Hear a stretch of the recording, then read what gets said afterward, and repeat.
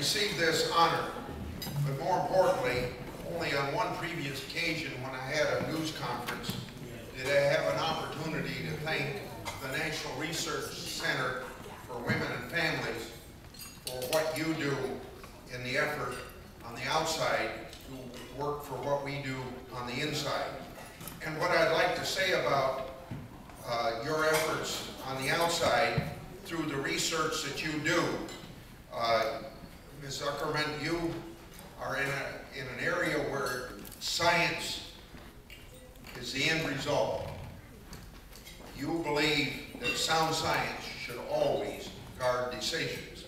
And if I could put in a nutshell the major problem that I see with some of the bureaucracy of Washington, including the FDA, where science should be central, sometimes science is compromised. And my goal with the FDA is just to make sure that no decisions are made that aren't based upon sound science. So thank you for helping us.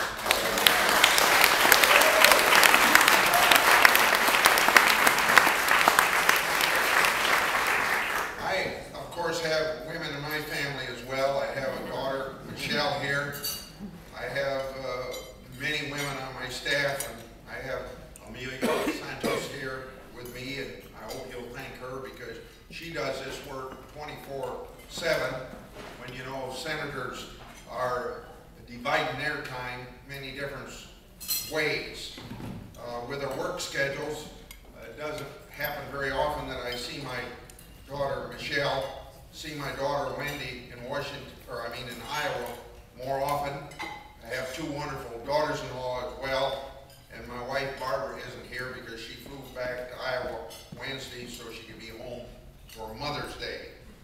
Barbara is a breast cancer survivor of 20 years and shares your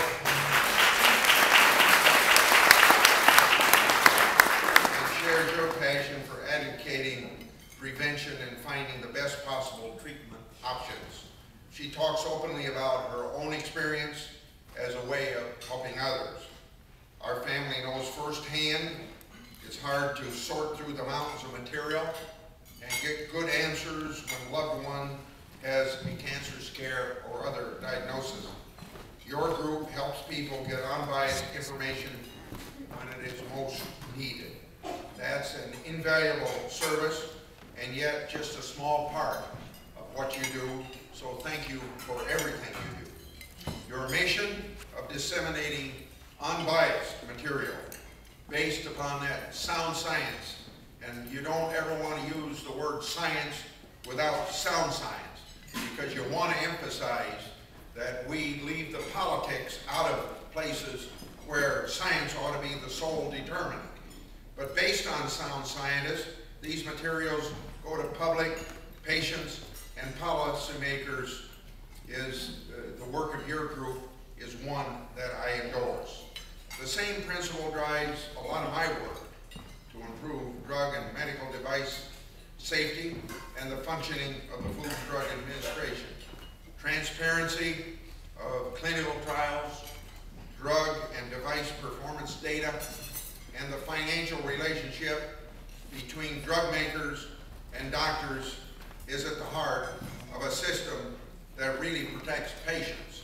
And when you see email from industry to people in the Food and Drug Administration that if you've got a problem with our product, talk to us. As far as I'm concerned, the only person ever across the table from the FDA is John Q. Public. I think all of us in this room can agree that making sure that sound science is carried out there and the public and an informed public in fact ends up being a healthier public. So I'm honored to congratulate you.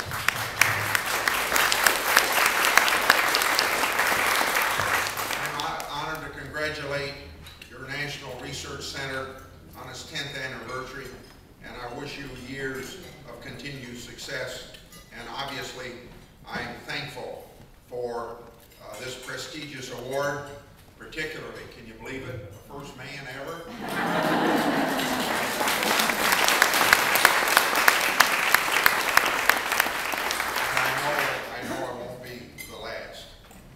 somebody's got to break the ice. How could I say on a personal note, thanks to medical professions and the advocacy of groups like yours, my wife Barbara is healthy and will celebrate our 55th wedding anniversary this year. Oh, Happy Mother's Day to all but of it's you. okay. Whichever is fine. Thank you very much. Thank you. Yes. Yeah.